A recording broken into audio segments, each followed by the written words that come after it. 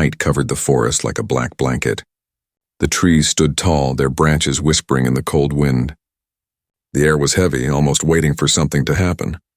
Then it came, a sound that shook the silence, a roar from the sky. The animals ran. Birds burst out of the trees, screaming into the night. A flash of fire crossed the clouds, bright and terrible. Something burned as it fell. It cut through the sky like a dying star. And then, boom. The earth trembled as the crash landed deep inside the forest. Far away, a man heard it. He was a wanderer, living alone at the edge of the wilderness. People called him strange. Some said he was dangerous, others said he wanted to be forgotten. But in truth, he was only tired of the world. Alone was easier. Alone was safe, but that sound, it called to him. He took his lantern and his old rifle and began walking through the dark. Each step on the damp soil echoed in the silence. He knew this was no normal fire. No storm, no meteor. Something alive had fallen. Smoke guided him. The air smelled like burned metal, sharp and bitter. Soon, between the broken trees, he saw it. A ship. It was not like any human ship. Its shape was strange, almost alive. The surface shone with silver plates, but cracked and glowing with blue fire. Sparks jumped from the broken engine. A strange symbol was carved on its side, glowing faintly like dying stars. The man's breath stopped. This was no machine of Earth. He stepped closer, the heat of the wreck burning his face. Inside the broken hull, shadows moved. He raised his rifle, ready for danger. But what he found froze him in place. A woman, or something like a woman. Her skin was pale, almost shining in the light of the fire. Strange marks glowed softly across her arms like veins of light. Her face was sharp, alien, yet filled with pain. She lay trapped under a piece of metal, bleeding a dark silver-blue liquid. Next to her was a child. The child clung to her, small hands glowing faintly. Its eyes were wide, filled with fear, but they were eyes too human to ignore. It hid behind the mother, but did not run from the man. Instead, it looked at him with silent hope. The man lowered his rifle. He had fought wars before, seen soldiers die, seen enemies bleed. But this was different. This was a mother and her child. The alien mother coughed, trying to speak. The words were broken, strange sounds from another tongue. But her meaning was clear. She was begging. She reached out a trembling hand toward him. Then her body gave way and she collapsed unconscious. The child cried softly, holding her, looking at the human man as if he was the only one who could save them. The man's heart pounded. His mind screamed, leave. This was not his fight. These were not his kind. Soldiers would come. Hunters would come. Whoever owned the skies would not let this crash go unseen. And yet, he saw the child's tears. He heard the broken breath of the mother. He remembered his own past, the battles, the blood, the people he failed to save. He dropped the rifle. With a grunt, he pushed away the heavy piece of metal trapping the mother. His hands burned, but he did not stop. He lifted her onto his shoulder, weak but alive. The child followed, stumbling but clinging to his coat. Smoke rose higher into the night. The fire glowed brighter. Anyone nearby could see it. Time was short. The man carried them into the forest. Branches cut his face, roots caught his feet, but he kept moving. The mother groaned in his arms, her blood leaving glowing marks on his clothes. The child looked around in fear as if something hunted them already. Finally, they reached his cabin, a small wooden shelter hidden among rocks and trees. He pushed the door open and laid the alien mother on his bed. She breathed weakly, her skin cold, her glowing marks fading. The child sat beside her, holding her hand. Its eyes never left the man. He stared at them, confused, afraid, but also responsible. He had chosen this path. From outside, the wind howled. But under the wind, another sound came. Distant engines, voices, lights moving in the far forest. They were not alone. Someone was searching for the wreck. The man's face hardened. He closed the door, locked it, and took up his rifle again. He knew this was the beginning of something dangerous, something bigger than him. But when he looked at the child and the mother, he knew one thing: he could not abandon them. And in that moment, deep in the shadows of the forest, a choice was made. A choice that would change not only their lives, but perhaps the fate of more than one world. The night had not ended. The forest outside still burned with the glow of the crash, and the man knew the smoke would call strangers soon. He locked the cabin door tight, then turned to the two beings he had just brought into his home. The alien mother lay weak on his bed, her skin pale and covered with faint glowing lines. Her chest rose and fell with uneven breaths. The strange liquid, her blood, still leaked from a wound across her side. The child sat close, clutching her hand, eyes shining with silent fear. The man's cabin was small, wooden walls, one bed, a rough table, a chair, and shelves of supplies. It was never meant to hold secrets, never meant to protect something not of this world, and yet here they were. The man opened a wooden box, pulling out what little medicine he had. Old bandages, herbs, alcohol. He was no doctor, but he had patched enough wounds in the past. He took a deep breath and began cleaning the mother's wound. The liquid burned on his skin. He hissed but kept going. The child made a soft sound, almost a warning. The man shook his head. "If I don't do this, she won't live," he whispered, even though he knew the child might not understand. But perhaps the child did, because instead of stopping him, the small alien placed its glowing hands on the wound. The man froze. A soft light spread from the child's palms. It was not strong, not enough to close the wound, but enough to slow the bleeding, enough to give hope. The man stared, half in fear, half in wonder. The child's power was real, something no human had. He had seen machines of war, weapons that could level cities, but never this. This was life itself in the child's touch. When the light faded, the child sagged, exhausted. The man quickly wrapped the wound with clean cloth, pressing it firm. The mother's breathing steadied. Not healed, but alive. He sat back, sweating, his hands trembling. "What have I pulled into my life?" he muttered to himself. The night grew deeper. The wind outside carried strange sounds, metallic clicks, the hum of machines. He stepped to the window and saw distant lights moving through the trees. Whoever searched was not human villagers. No torches, no horses. These were soldiers, maybe hunters with devices that cut through darkness like knives. He knew they would find his cabin if they got too close. The man moved quickly. He opened a hidden trapdoor in the floor, an old cellar he used to store food in winter. "Down," he whispered to the child, pointing. At first the child refused, holding the mother's hand tight. But when the man lifted the woman carefully and carried her down the wooden steps, the child followed, clinging to his coat. The cellar was cold, smelling of earth and dust. Barrels and jars lined the walls, but there was just enough space for them to hide. The man laid the mother on blankets and gave the child water from a tin cup. Then he returned upstairs. He blew out the lantern, leaving only faint moonlight through the cracks of the roof. He loaded his rifle, every sound too loud in the silence. His ears strained. The soldiers were close now. He could hear their voices, strange, flat, inhuman. One voice stopped just outside the cabin. Boots pressed against the soil. A sharp light flashed across the windows. The man held his breath, finger on the trigger, but the footsteps moved on. The voices faded deeper into the forest, away from the cabin. He let out the breath he had been holding, his body shaking. For now they were safe, but he knew safety would not last. They would search again. They would return. Down in the cellar, the child looked at him with wide eyes, as if asking if the danger was gone. He nodded slowly. The child relaxed a little but stayed close to the mother, never letting go of her hand. The man sat on the cellar steps, staring at the two of them. He should have walked away when he first saw the wreck. He should have left them there, let fate take them. But he hadn't. Something in him had changed. He remembered faces from long ago, people he failed to protect in war, people who trusted him and died anyway. Maybe saving this mother and child was a way to balance that. Or maybe it was madness. Still, he could not deny the truth. They were his responsibility now. The mother stirred, her eyes opening faintly. She looked at the man, her gaze sharp even in weakness. She spoke in her broken voice again. The words were not clear, but the feeling was. Gratitude, plea, trust. Then her eyes closed once more. The man sat there in silence, the weight of the night pressing heavy on his shoulders. Outside, the forest was no longer quiet. The hunters were moving, searching. The crash had not been ignored. Someone wanted this mother and child dead or captured, and the man realized something with cold certainty.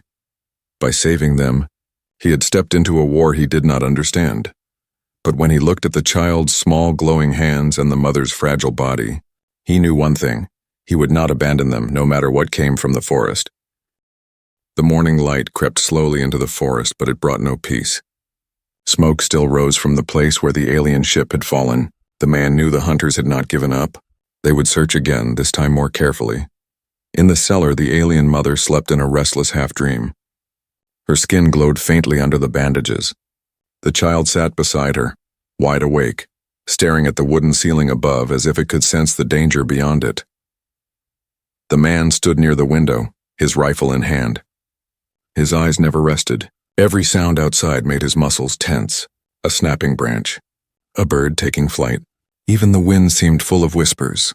He had lived alone for years, hidden from men and their wars. But now he was hunted again, only this time the enemy was something not entirely human. By midday, the sound returned, engines, not loud machines like trucks, but low, strange humming, almost insect-like.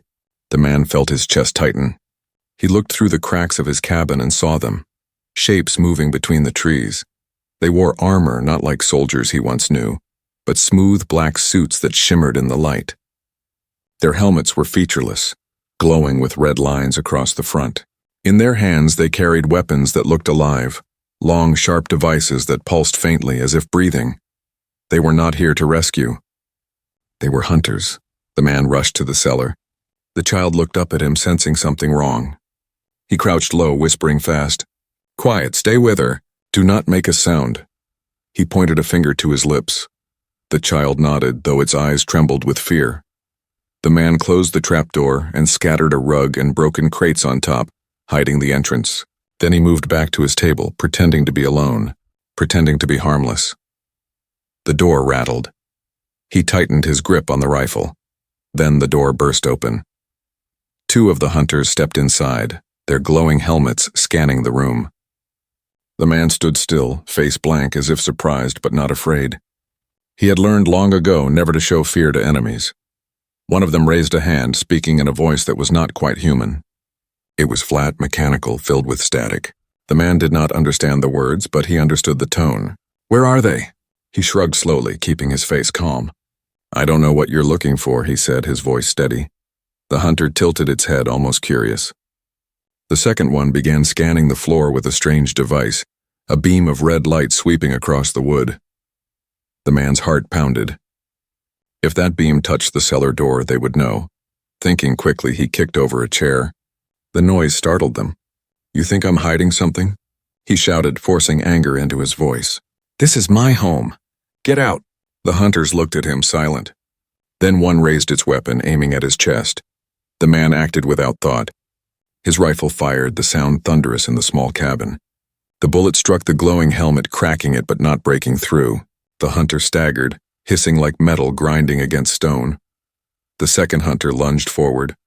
The man rolled aside, firing again, but the bullet only tore through armor, not enough to stop it. The hunter's weapon glowed, charging with deadly light. Suddenly, the floor creaked. A sound came from below. The child, frightened, had made a noise. The hunter froze, its head snapping toward the floor. It had heard the man's blood turn cold. He had no choice. He grabbed the broken chair leg and swung it hard, smashing the glowing weapon aside. The shot burned into the wall, setting it on fire. Smoke filled the cabin. The man shoved his shoulder into the hunter, knocking it against the doorframe. It stumbled, then steadied, ready to strike again. But before it could, a sharp whistle came from outside. Another group of hunters calling them back. Both hunters stepped away, retreating quickly into the forest. The fire crackled in the corner, smoke rising through the roof. The man dropped to his knees, coughing. His hand shook as he pulled open the trapdoor. The child was crying silently, holding the mother tighter, afraid to come out. He knelt beside them. "They know," he whispered. His voice was rough. "They know you're here." The child looked at him, eyes full of something more than fear. It was trust. It believed he could protect them. The man felt the weight of that trust pressing heavy on his chest. He was only one man. He had no army, no technology, no help. And yet, in this moment, he became the wall between them and the hunters. He packed what little he had: food, water, ammunition. He wrapped the mother in blankets, lifting her gently. The child followed close, never letting go of his coat. The cabin burned behind them as they left, flames reaching high. It was no longer a refuge. It had become a signal for the enemy to follow. Through the thick forest they moved deeper into the unknown. The hunters would come again. They would not stop until the mother and child were taken, and the man knew this was only the beginning. Somewhere in the shadows of the trees, a red light blinked. A signal. A tracker. They were already being hunted. The forest was quiet again, but it was the kind of silence that made the man uneasy. His cabin was gone, burned to the ground. Smoke from the ruins still drifted into the sky, a signal for anyone searching. He had nothing left now, no home, no safety. Only the weight of the alien mother on his back and the small child walking close behind. They moved deeper into the woods, far from the roads and villages. The man knew these forests better than most. He had once used them to hide from men and their wars. Now he was using them to hide from something far more dangerous. Hours passed before he stopped. They reached a cave hidden between sharp rocks. The entrance was narrow, almost invisible unless you knew where to look. He set the mother down gently inside, laying her against the stone wall. The child followed, clutching her hand. For a time there was only the sound of the mother's shallow breathing. The man gave the child water and food, though he noticed the child ate strangely, taking in only small amounts, as if it did not need much. When he turned back, the mother's eyes were open. They glowed faintly in the dark. The man froze. He had not seen her awake since the crash. Her voice was weak, but her words, though broken, were in his language now. "You helped us," she whispered. The man knelt beside her. "Yes, but I don't know why. I don't even know what you are." Her lips curved in something almost like a smile, though full of sadness. "Not enemy. Not to you." The child leaned closer, placing its glowing hands on her wound again. The faint light spread, helping her breathe easier. She touched the child's head gently before looking back at the man. "I was leader long ago. Commander of fleet," she said slowly, carefully, as if building sentences from broken stones. "But I chose wrong. I chose to protect my child. And for that, I became traitor." The man frowned. "Traitor to who?" Her eyes darkened. "To my own kind. To those who believe strength means no mercy. To those who fear what my child carries." The man looked at the small figure curled beside her. The child stared back at him, innocent yet strangely powerful. He remembered the light that came from its hands. He remembered how the hunters searched so desperately. "What do they want?" he asked. The mother's voice trembled. Inside him is hope, power, a gift. My people, they fear it. They want to control it or destroy it. Because if the child grows, if he learns, he will change everything. Her words chilled the man. Change everything? He thought of human wars, of leaders killing for less. If what she said was true, then this small child was more than just a refugee. He was something that could shape the future of worlds. The mother coughed, her glowing marks flickering faintly. "You must protect him," she said, her eyes piercing into his. "Not just from them, but from me." The man blinked. "From you?" Her voice grew softer, almost a whisper. "I am dying. And when I die, they may find me. They may use my body to track him, or worse. I may lose control before the end." The child looked at her with wide, frightened eyes. It didn't understand every word, but it understood enough. The man clenched his fists. "I'm no hero," he muttered. "I'm no soldier anymore. Why me?" The mother smiled faintly, though her eyes shone with strange wisdom. "Because you are human, and humans survive. Always, even in the dark." Her words cut deep into him.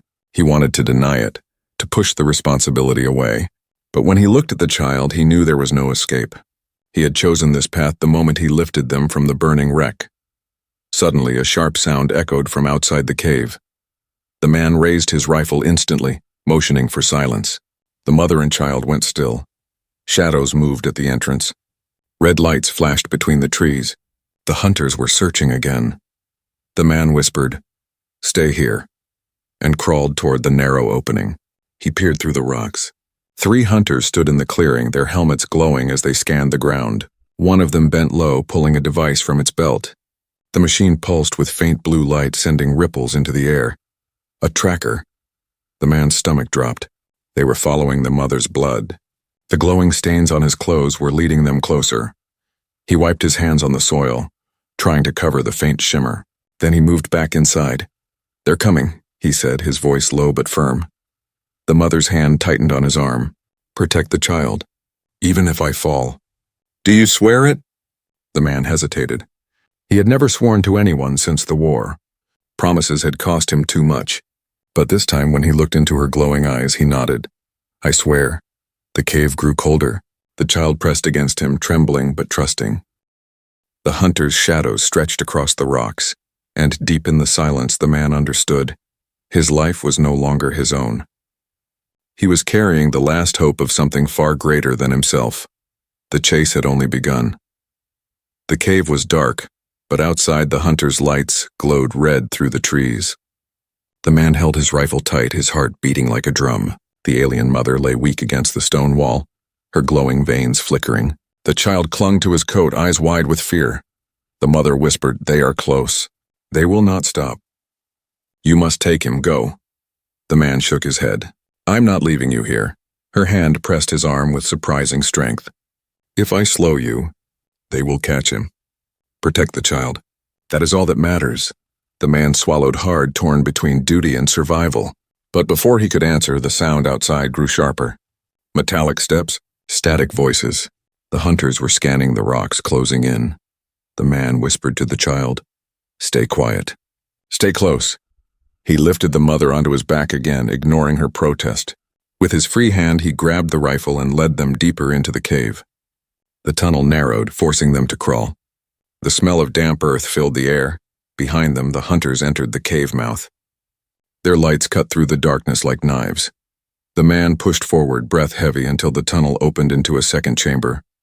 The ceiling was cracked and faint moonlight spilled in from above. He looked up. A narrow opening led outside, but it was high, too high to climb easily. He set the mother down and searched the chamber quickly. Rocks, old roots, nothing useful, until he spotted a broken wooden beam maybe left by miners long ago. He dragged it under the opening, planting it like a ladder. "Go," he told the child, pointing upward. The child hesitated, looking at the mother. She gave a weak nod. "Go," she whispered. The child climbed, small hands glowing faintly on the rough wood. Halfway up, the beam cracked. The man steadied it with his shoulder, gritting his teeth as splinters dug into his skin. The child reached the opening and pulled itself out into the night air. The man turned to the mother. She shook her head, pain in her eyes. "I cannot climb." "Leave me," he ignored her. He lifted her in his arms, climbing slowly, forcing every muscle to obey. The beam groaned, threatening to snap. Rocks rained down from the ceiling, but inch by inch he rose. At the top, the child reached down with glowing hands, trying to help. Somehow that small light gave him strength. With a final push, he pulled himself and the mother out of the cave. They collapsed in the grass, gasping for air, but there was no time. The hunters' voices echoed below, then rose. They were climbing too. The man grabbed the child's hand and dragged the mother into the forest. Branches whipped his face, roots clawed his feet, but he did not stop. The night was alive with danger, every shadow a threat, every sound a warning. Then behind them, beams of red light pierced the trees. The hunters were close. The man ducked into a ravine, moving along the stream to mask their trail. His boots splashed in the water, but at least the glowing bloodstains were washed away. They followed the stream until it split into two paths. He stopped, breathing hard, unsure which way to go.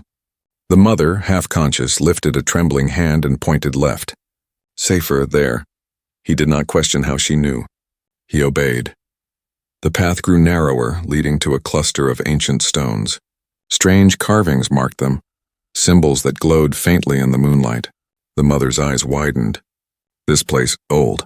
Very old. The child touched one of the stones, and for a moment the symbols burned brighter. A hum filled the air, deep and powerful. The man's skin prickled. "What is this?" The mother's voice was weak but certain. "A refuge. Long before my kind. Others came. They left power here. The child awakens it." The hum grew louder. The ground shook faintly. And then, from the stone circle, a wave of light rippled outward, spreading into the forest. The hunters froze in the distance. Their red lights flickered.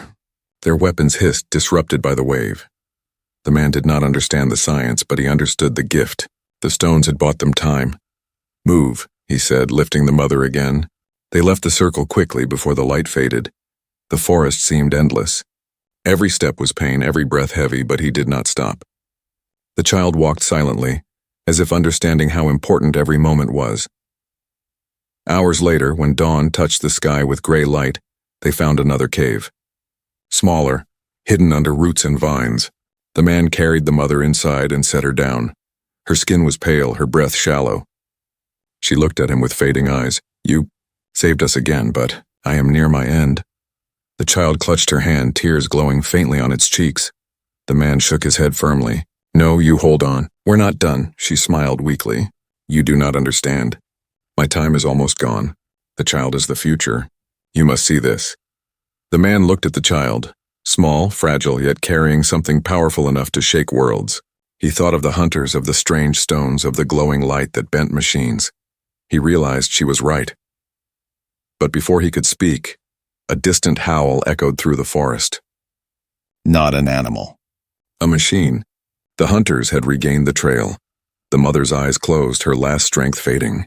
She whispered, barely audible, "Protect him, even from me." The man felt a chill. He did not understand those words fully, but he knew they were a warning. The child looked at him now, no longer only with fear, but with trust. With hope, the man tightened his grip on his rifle. His jaw set. The forest was no longer just a place to hide. It was a battlefield, and he had no choice but to fight. The sun had not fully risen, but the forest already trembled with sound. Distant engines roared. Metallic voices echoed through the trees. The hunters were closing in again, stronger than before. The man stood at the mouth of the small hidden cave, rifle in his hands, jaw set hard. Behind him, the alien mother lay weak, her glowing marks dim as fading stars. The child sat beside her, clutching her hand, silent tears shining on its face. There was no more running. He knew it in his bones. He had led them through rivers, rocks, and shadows, but the hunters always found the trail. If he kept moving, they would only be cornered again. If he stopped, at least he could choose the battlefield. The man looked around. The cave was part of an old ruin, broken stone walls scattered among vines, half swallowed by the earth. Once long ago, this place must have been strong. Now it would be their shield. He worked quickly. He pulled branches across paths to confuse the trail. He set sharp stakes in the ground where he expected enemies to pass. He used rope, stones, and fire oil he had carried from his cabin. Every trap was simple, but simple was all he had. While he worked, the mother stirred, her voice a weak whisper. "You cannot face them all. Too many." The man glanced at her, his eyes cold but steady. "I've fought armies before. Numbers don't scare me. Failure does." The child left the mother's side and walked to him. It touched his hand with its small glowing fingers. No words, only trust. The man nodded once. "Stay with her. I'll handle the rest." Soon the forest grew still, too still. Then the sound came. Dozens of steps, armor grinding, weapons humming, red lights glowing through the mist. The hunters had arrived. The first one stepped into the ruins, scanning with its weapon raised. The man waited, breath calm, finger on the trigger.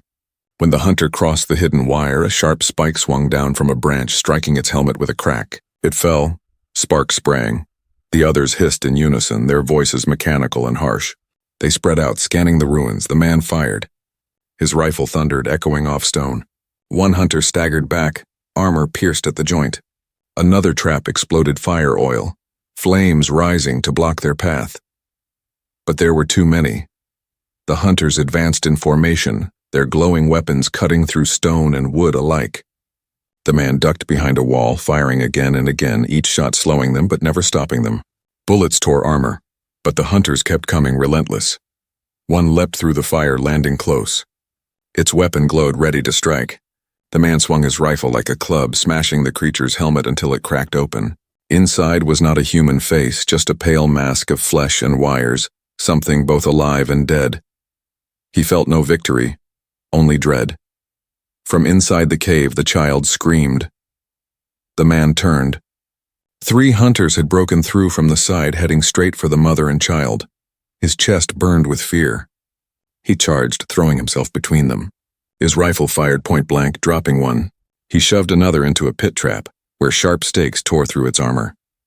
The last one swung its weapon, burning a line across his shoulder. Pain ripped through him, but he did not fall. He grabbed a stone and smashed its glowing visor until the light went dark.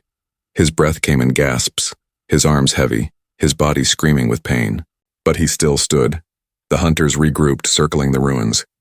Their leader stepped forward now, taller, armor brighter, its weapon twice the size of the others. It spoke in that flat, broken voice, but this time the man understood the meaning. Give. The child.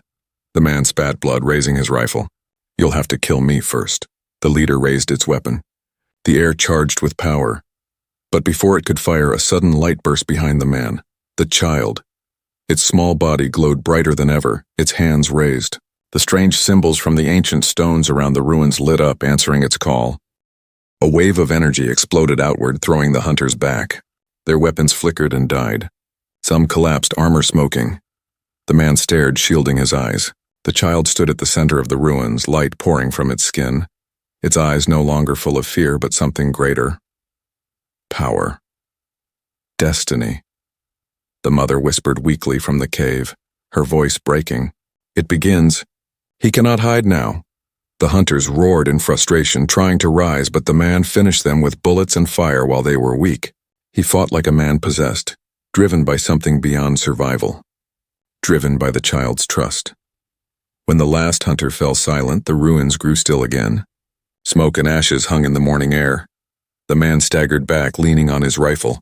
His body was torn, bleeding, but he was alive. The child ran to him, glowing still, wrapping small arms around his waist.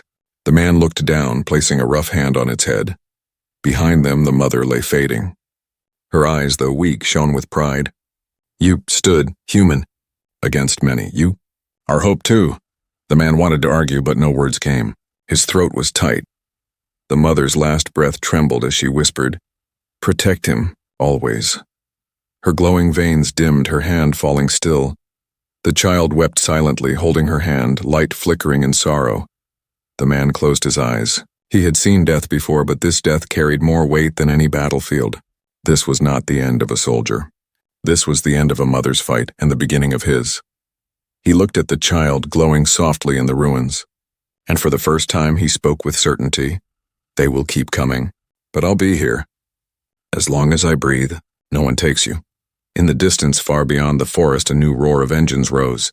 More hunters. Stronger ones. The war was far from over. The last stand had been won, but the real battle was only beginning. The ruins were silent now, filled with the smell of smoke and burned metal. Broken hunters lay scattered across the ground, their armor cracked, their red lights dark. The man stood among them, his rifle heavy in his hands, his body trembling with exhaustion. Beside him the child glowed faintly, the light dimmer than before, but still alive. The little one's face was wet with tears. The mother's body lay still inside the cave, her glowing marks gone forever. The man placed a hand on the child's shoulder. He did not speak. Words felt too small for this moment. For a long time they stayed there, surrounded by the remains of the battle. But peace would not last. From the distance came a new sound, a low thunder that rolled through the sky. The man looked up and saw shadows moving above the clouds. Not one ship, but many. Their shapes were vast, covering the morning sun.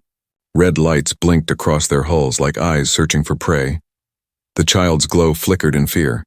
The man tightened his grip on the rifle. "They're coming again," he muttered.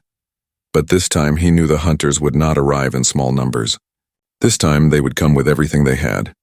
The child turned toward him, its eyes glowing softly, almost asking a question without words. What now? The man crouched down, his face close to the child's. "Listen to me. Your mother gave everything to keep you safe. And I swore I would too. Whatever they send, whatever comes, I'll stand between you and them. Always." The child blinked slowly, then lifted its small glowing hands. It touched the man's chest just above his heart.